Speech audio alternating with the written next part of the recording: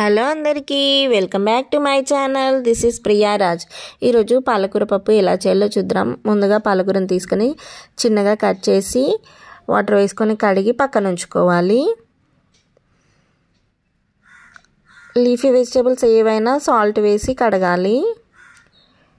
చూడండి, పక్కన ఉంచుకోవాలి. తర్వాత ఒక చిన్న కప్పు పెసరపప్పు తీసుకొని అది కూడా కడిగి 2-3 టైమ్స్ వాష్ చేసుకొని పక్కన ఉంచుకోవాలి. చూడండి, ఒక 10 మినిట్స్ అలా నానితే బాగుంటుంది పప్పు. ఇప్పుడు మనము ఆనియన్స్, పచ్చిమిర్చి కట్ చేసుకొని పక్కన పెట్టుకోవాలి. తర్వాత ప్యాన్ పెట్టుకొని ఆయిల్ హీట్ అయిన తర్వాత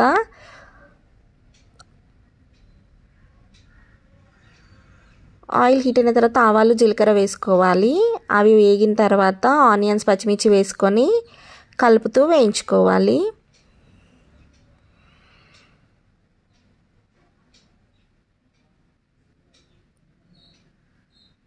చూడండి కర్రీ ఎలా ఉంటుందో. ఒకసారి ఈ స్టైల్లో చేయండి, చాలా బాగుంటుంది. పాలకూర పప్పు పొడి పొడిగా బాగుంటుంది.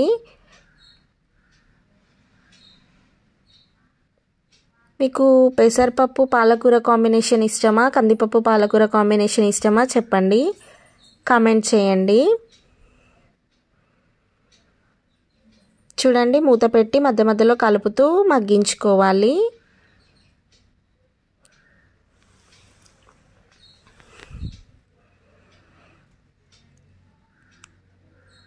ఇప్పుడు సాల్ట్ వేసుకోవాలి. సాల్ట్ వేసుకొని ఒకసారి మిక్స్ చేసుకోవాలి. ఇందులోనే కరివేపాకు కూడా వేసుకోవాలి. వేసుకొని మిక్స్ చేసుకోవాలి.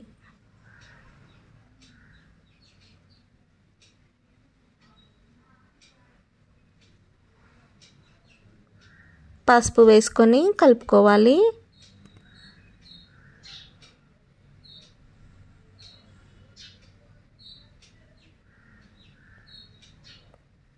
చూడండి, వేగిపోయాయి. ఇప్పుడు మనం నానబెట్టుకున్న పెసరపప్పు వేసుకోవాలి.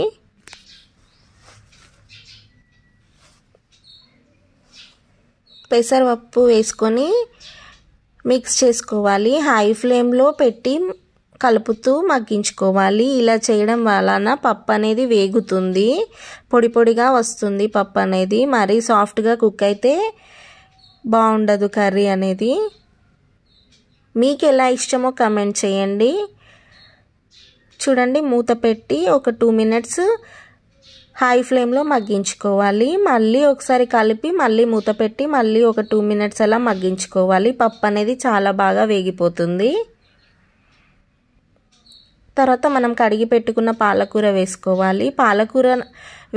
పాలకూరలో వాటర్ వస్తాయి, ఆ వాటర్తోనే పప్పు మొత్తం ఉడికిపోతుంది.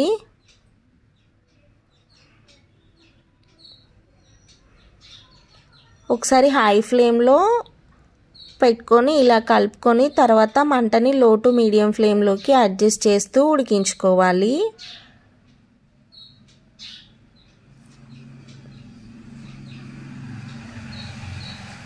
చాలా బాగుంటుంది ఈ కర్రీ అనేది.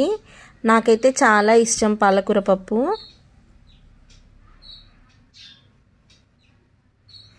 ఇది చపాతీలోకి, రోటీలోకి, రైస్లోకి, దేంట్లోకైనా బాగుంటుంది. చూడండి, వాటర్ వస్తున్నాయి, ఎంత కలర్ఫుల్గా ఉంది కర్రీ కూడా, చూసారా. ఇప్పుడు మళ్ళీ మూత పెట్టి లో ఫ్లేమ్లో మగ్గించుకోవాలి. మధ్య మధ్యలో తిప్పుతూ మూత పెడుతూ కలుపుతూ ఉడికించుకోవాలి. చూడండి, పప్పు అనేది కొంచెం ఉడికిపోయింది, ఇంకాస్త ఉడికితే సరిపోతుంది.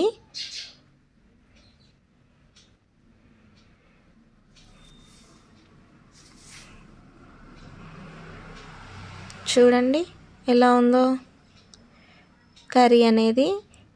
ఇప్పుడు మళ్ళీ మూత పెట్టి మళ్ళీ ఒక 2 మినిట్స్ మగ్గించుకోవాలి. పప్పు అనేది ఉడికిపోయింది. ఇప్పుడు మనము 2 టమాటోస్ చిన్న చిన్నగా కట్ చేసి వేసుకోవాలి. టమాటా మగ్గేంత వరకు మళ్ళీ ఒకసారి కలిపి మూత పెట్టి మగ్గించుకోవాలి. చూడండి, మగ్గిపోయింది టమాటా కూడా. ఇప్పుడు చివరగా కొత్తిమీర వేసుకొని స్టవ్ ఆఫ్ చేసుకోవాలి. మా వీడియో కనుక మీకు నచ్చినట్లయితే లైక్ చేయండి, షేర్ చేయండి, సబ్స్క్రైబ్ చేసుకోండి. మరిన్ని లేటెస్ట్ వీడియోస్ కోసం బెల్ ఐకాన్ క్లిక్ చేయండి. Thank you for watching.